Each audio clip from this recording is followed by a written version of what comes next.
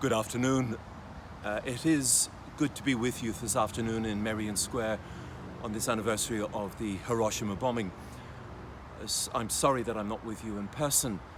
Instead, I'm here in Milton, Keynes, and for health reasons, I'm not able to travel very much at the moment. But I am with you in this video link, and I am with you very much in spirit. I'm here at the monastery beside the Japanese Peace Pagoda in Milton Keynes, which has very strong associations and very strong links with the Hibakusha, the victims and the survivors of the Hiroshima bombing on the 6th of August 1945. And many people may be wondering why 77 years later we need to remember that bombing. But of course, we're living in dangerous times. We have never been closer to Hiroshima than we are today. The bulletin of the atomic scientists says that the doomsday clock is only 100 seconds to midnight. That's the nearest we have been to a global Hiroshima since the doomsday clock was first inaugurated in 1947. In 1947, we were 7 minutes from midnight.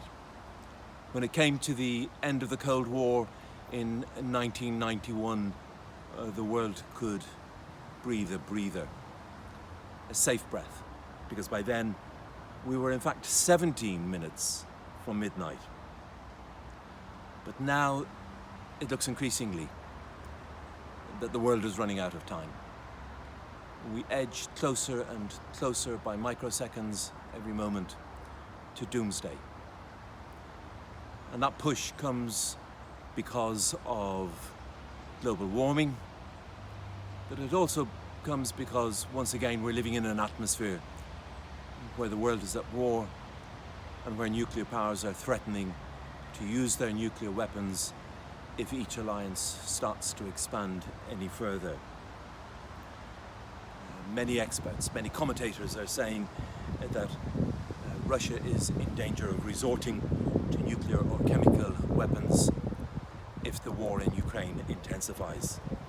Indeed, Vladimir Putin has exploited gaps in international law policy. International law has failed in recent years because the international powers, particularly the nuclear weapons powers, have failed to regulate nuclear capabilities. Putin says that he has special combat readiness for his nuclear weapons.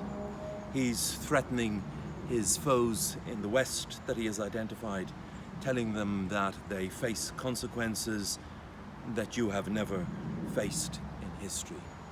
In other words, there is no such thing as a nuclear deterrent.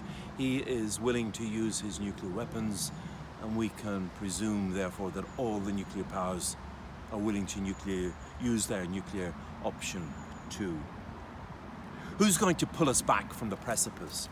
Who is going to say that enough is enough? Who is going to try to lead the way so that we can get back to the intermediate range nuclear forces treaty that Trump walked away from in 2019, paving the way for Putin to be able to make these nuclear threats? Now, Putin has abandoned any thought of making a commitment to no first use as a principle in international law. The experts agree that it is now hard to predict what is going to happen with nuclear weapons and the nuclear stockpiles in the world. Never before has the need for CND been greater. We need to campaign for the complete abolition of nuclear weapons. We need to campaign for the abolition of nuclear weapons. We need to campaign for a commitment from the nuclear powers to give a commitment not to use their nuclear weapons and to reduce their stockpiles.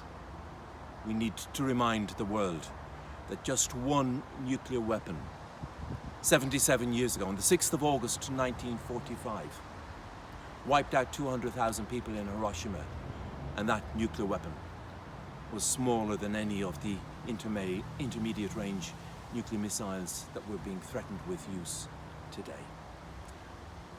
I'm sad that this may be my last address on Hiroshima Day as president of the Irish Campaign for Nuclear Disarmament. Health is telling me that I should soon step down.